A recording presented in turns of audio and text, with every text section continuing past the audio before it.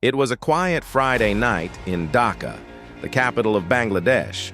Most people had wrapped up their week and were settling in for the weekend. Inside the high-security walls of the Bangladesh Bank, the central bank of the country, everything seemed normal. But far away, across oceans and time zones, in the heart of New York City, something unbelievable was happening. A crime was being committed, not with guns or masks or a getaway car, but with a keyboard. And by the time anyone realized what was going on, $81 million had vanished, transferred away from a national bank into casino accounts in the Philippines. This wasn't just theft. It was a cyber robbery so bold and so clever that it would shock the world. This story, now known as the Bangladesh Bank Heist, is one of the biggest digital bank robberies in history. But what makes it even more chilling is how simple it all began. Weeks before the actual theft, hackers sent spear phishing emails. Those tricky emails that look real but secretly contain harmful software. A few employees at the bank unknowingly clicked on them. That's all it took. One click and the doors were wide open. Malware crept into the bank's network like a thief in the night. But instead of stealing right away, the hackers waited. They watched. They learned. They studied how the bank worked when transactions were sent, who approved them, even how messages were written. They were incredibly patient. Over weeks, they explored the network like a silent ghost. And then, when they were ready, they struck. On the night of February 4th, 2016, just before the weekend, they launched their attack. Using the bank's access to the SWIFT network, a global system banks use to send money, they sent out 35 fake payment requests to the Federal Reserve Bank of New York, where the Bangladesh Bank held accounts. Their goal? To transfer almost $1 billion to bank accounts in the Philippines and Sri Lanka. Yes, $1 billion. And it almost worked. But then, something strange happened. One of the transfer requests had a small spelling mistake. The hackers had written Foundation instead of Foundation in the name of a fake charity in the Philippines. That tiny error made someone at Deutsche Bank, which was helping process the payment, pause and double-check the transaction.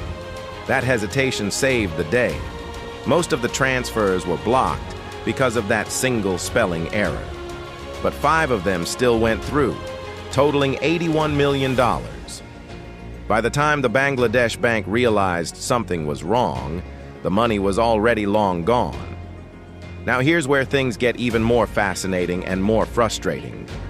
The money that was successfully transferred ended up in a few accounts at Rizal Commercial Banking Corporation, RCBC, in the Philippines.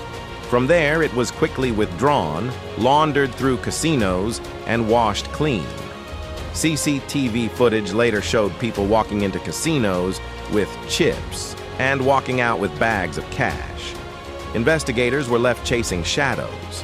In countries like the Philippines, casinos aren't always fully covered under money laundering laws, making them perfect hiding spots for stolen money. Only about $18 million was ever recovered. The rest, gone. Most likely turned into cash and lost forever. But who did it?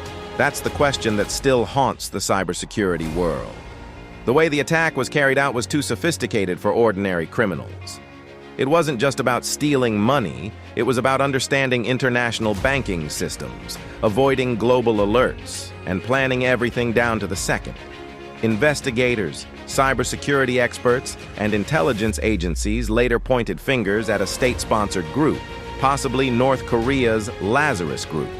This group had already been linked to other high-profile attacks, like the Sony hack in 2014 and the WannaCry ransomware in 2017.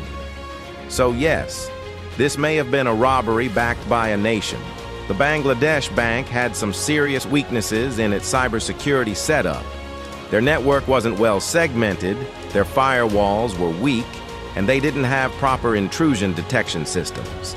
Even their Swift terminal, the tool used to send money, was running on cheap second-hand switches bought from a local market.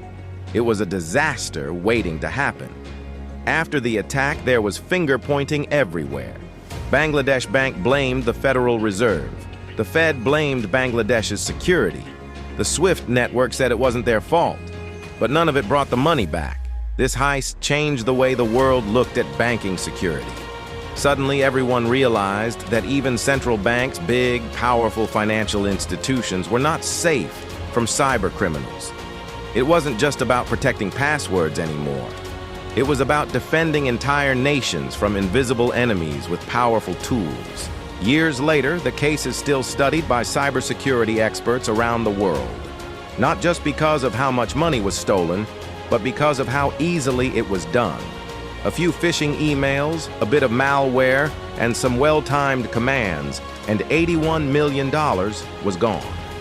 It's a chilling reminder that in today's world, wars aren't always fought with weapons.